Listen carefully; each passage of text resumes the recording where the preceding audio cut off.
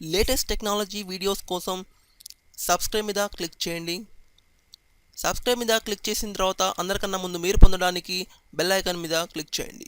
Hi viewers, మీరు చూస్తున్నారు Telugu tech tricks channel. ఈ వీడియోలో మనం హెచ్డిఎఫ్సి నెట్ బ్యాంకింగ్ రిజిస్ట్రేషన్ ఆన్లైన్లో ఎలా చేయాలో చూద్దాం.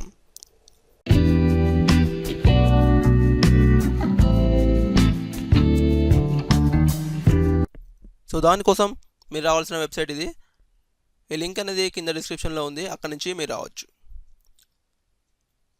సో దాని తర్వాత మీరు ఇక్కడ చూస్తే to register for net banking ఈ కింద ఉన్న లింక్ మీద క్లిక్ చేయమని చెప్తుంది.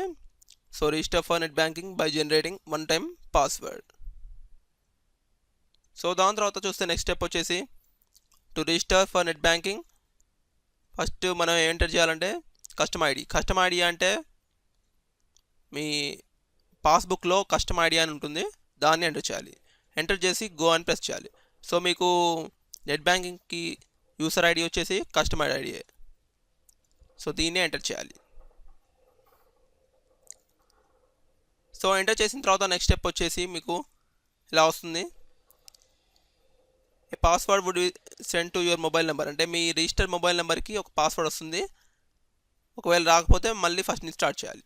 సో వచ్చిన తర్వాత మీరు కంటిన్యూ మీద క్లిక్ చేయాలి. కంటిన్యూ మీద క్లిక్ చేయగానే నెక్స్ట్ స్టెప్కి వెళ్తారు. ఇక్కడ ఏమడుగుతుందంటే మిమ్మల్ని input the one time password, అంటే ఇక్కడ మీరు మీ మొబైల్ నెంబర్కి వచ్చిన పాస్వర్డ్ని ఇక్కడ ఎంటర్ చేయాలి. ఎంటర్ చేసి కంటిన్యూ మీద క్లిక్ చేయాలి.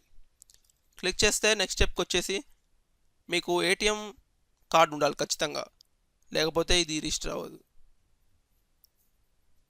సో ఇక్కడ మీ ఏటీఎం నెంబర్ వస్తుంది, దాన్ని సెలెక్ట్ చేసుకోవాలి. సెలెక్ట్ చేసుకున్న తర్వాత నెక్స్ట్ స్టెప్కి వెళ్తే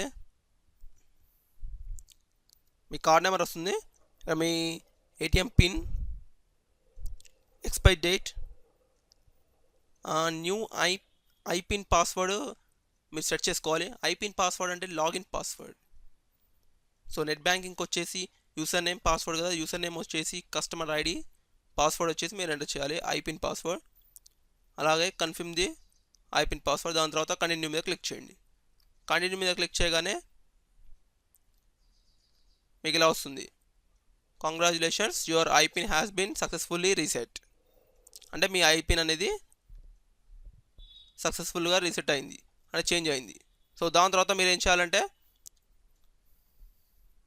లాగిన్ అయ్యి మీ నెట్ బ్యాంకింగ్ సర్వీస్ని ఓపెన్ చేసుకోవచ్చు. సో దానికోసం click here to login here now మీద క్లిక్ చేయండి. క్లిక్ చేసిన తర్వాత యూసర్ ఐడి పాస్వర్డ్ ఎంటర్ చేసి లాగిన్ అయిపోవచ్చు.